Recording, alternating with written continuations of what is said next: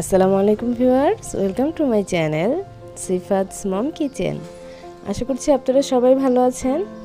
আজ আপনাদের মাঝে নতুন একটি রেসিপি নিয়ে হাজির হলাম।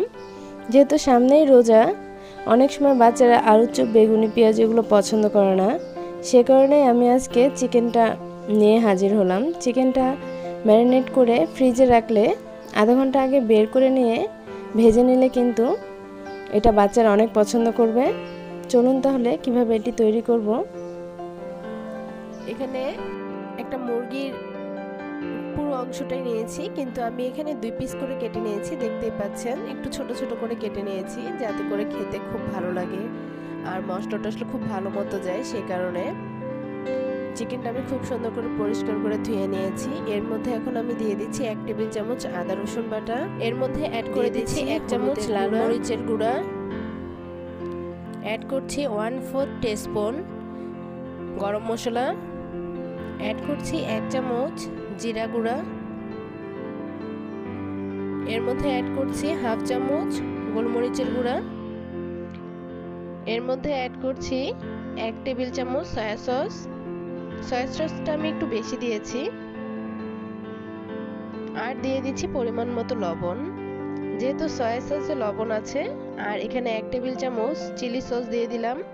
চিলি সসও লবণ আছে, সে কারণে লবণটা একটু বুঝে দিবেন, তা না হলে কিন্তু লবণটা বেশি হয়ে যাবে। এখন এটাকে আমি ভালো মতো মেখে নিচ্ছি। আর খুব ভালো মতো এটাকে মেখে নেবেন, চেষ্টা করবেন হাত দিয়েই মাখার। আমার মাখানো হয়ে গিয়েছে। এখন এর মধ্যে অ্যাড করে দিব ডিম। আমি এখানে পুরো একটা ডিম দিব না, আমি একটা ডিমের হাফ অংশ অ্যাড করে দিব। এটাকে আমি ভালো মতো ফেটে নিচ্ছি। এরপরে আমি এর মধ্যে হাফ ডিম দিয়ে দিচ্ছি। আর এর মধ্যে অ্যাড করছি লেবুর রস। আমি এই লেবুর রসটা এর মধ্যে অ্যাড করছি। যেহেতু ব্রয়লার মুরগি, এটার একটা বাজে স্মেল থাকে, সে কারণে লেবুর রসটা দিয়ে দিলাম। আমি আবার এটাকে ভালো মতো মেখে নিচ্ছি। মাখানো হওয়ার পরে আমি এর মধ্যে এখন অ্যাড করে দিব ময়দা। আমি এখানে শুধু ময়দাটাই অ্যাড করব। আপনারা চাইলে কর্নফ্লাওয়ারও অ্যাড করতে পারেন। এখানে আমি 2 টেবিল চামচ ময়দা অ্যাড করে দিচ্ছি। আপনারা চাইলে ময়দার সাথে কর্নফ্লাওয়ারও অ্যাড করতে পারেন।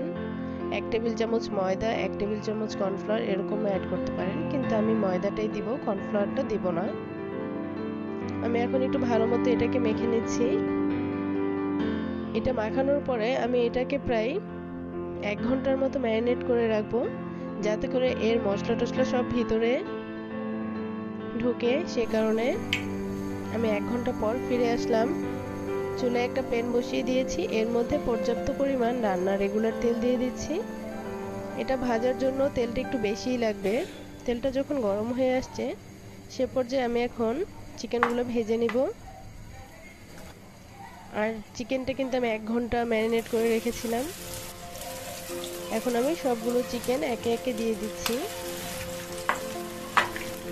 আর চিকেনটা ভাজার সময় অবশ্যই চুলার আঁচটা মিডিয়ামে রেখে ভাজবেন। বেশি জালে চিকেনটা ভাজতে যাবেন না, মিডিয়ামে করেই ভাজার চেষ্টা করবেন।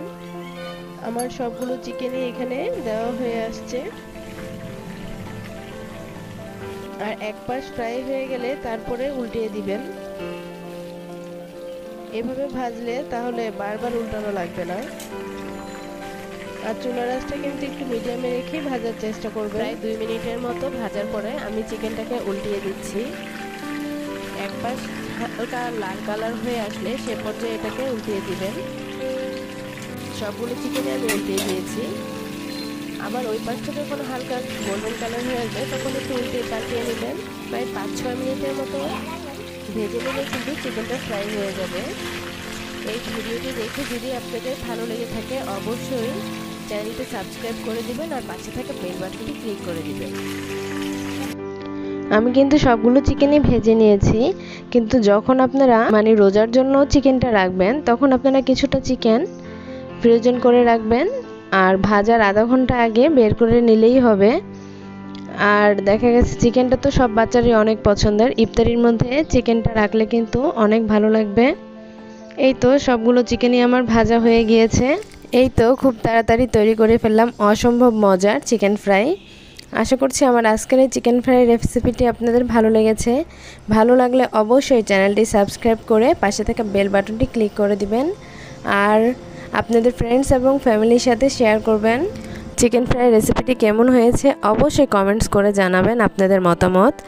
আর রমজানের শুভেচ্ছা রইল সবাইকে, দোয়া করবেন। আর সামনে আরও নতুন নতুন রেসিপি নিয়ে হাজির হতে পারি। আল্লাহ হাফেজ।